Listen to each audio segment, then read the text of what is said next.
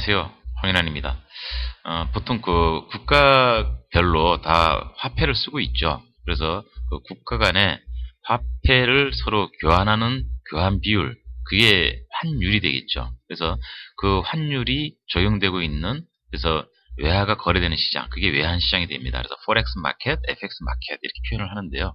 거기에 대해서 지금 제가 외환이라는 단어를 넣고 검색 버튼을 눌렀습니다. 그래서 이 중에 경제금융 북마크를 제가 선택을 하고요. 여기서 나온 외환시장 쪽에 정보를 잠시 들여다보도록 하겠습니다. 뭐 여러 개 사이트가 보이는데요. 그 중에 오늘 두 가지를 설명드리려고 합니다. 하나는 국가 간에 또는 통화 간에 실시간으로 거래되는 시세 또는 현물이나 선물 또는 수합에 대한 시세를 볼 수 있는 곳이 외국환 중개고요. 두 번째는 개인적으로 뭐 여행을 한다든지 유학 자금을 송금을 한다든지 할 때 필요할 수 있는 환전 수수료를 비교할 수 있는 곳, 이렇게 두 가지를 소개하도록 하겠습니다. 자, 먼저 서울 외국환 중개인데요. 서울 외국환 중개에 대한 부분은 뭐 이렇게 따로 설명을 드리지 않아도 될 것 같은데요. 여기서 사이트로 곧장 이동을 하겠습니다.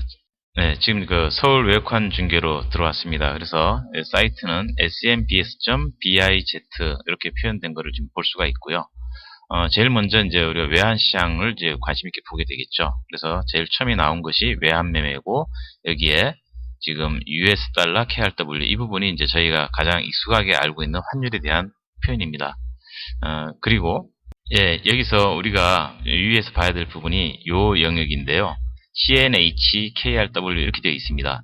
그래서 우리가 일반적으로 알고 있는 인민폐, 그러니까 렌민비죠. 그래서 이거는 이제 보통 RMB로 이제 표현을 하는데, 이 RMB의 ISO 표준 코드가 차이니즈 위안입니다. 위안이 그 공식 단위니까요. 그래서 CNY가 되는데, 이 CNH는 그 끊어서 얘기하면 여기에 중국 인민폐 시장입니다. 그래서 중국 인민은행하고 홍콩 통화청에서 결제 이용할 수 있도록 한다 하면서 발표하면서 생긴 시장이고요.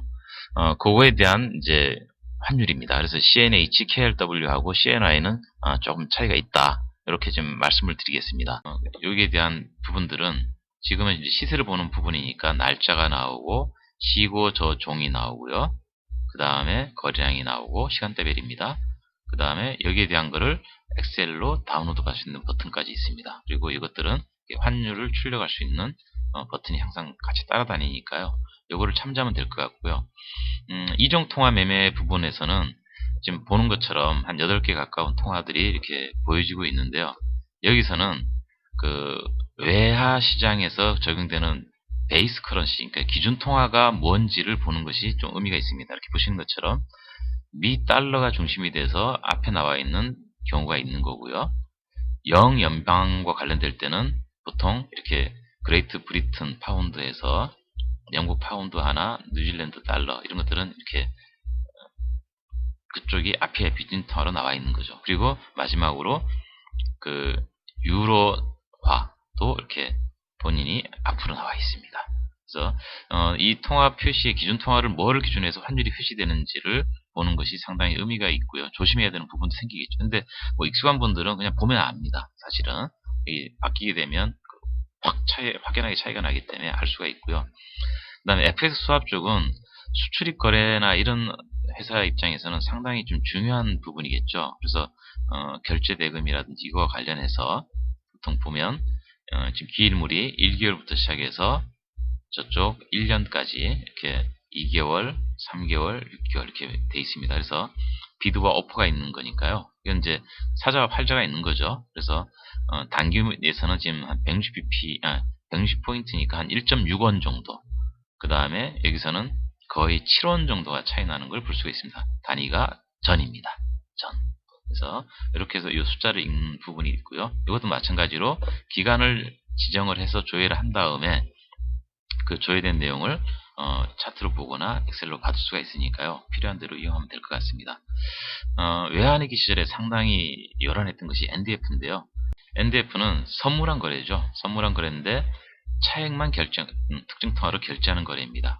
그래서 Non-Deliverable Forward 이런 단어로 지금 요약을 해서 쓰고 있죠. 외환위기 시절에는 상당히 열안했던, 굉장히 초미의 관심사를 불러일으켰던 부분이었습니다. 그래서 요 부분에 대한 거를 이제 수압까지도 처리한다 하는 내용이 밑에 표현이 되어 있고요. 요 마라고 되어 있는 부분들은 익숙하지 않은 단어겠지만은 마켓 에버리지 레이트라는 표현이 지금 보이시는 것처럼 그 매매 기준율로 그 달러화를 사고 파는 거래다 이렇게 지금 정리가 되어 있습니다. 마지막에 이제 외화 자금 부분 잠깐 들여다보겠습니다. 단기 외화자금 대차 거래를 중개하고 있습니다 하는 차원에서 이렇게 오버나이트 해서 이렇게 보여주고 있는 건데요.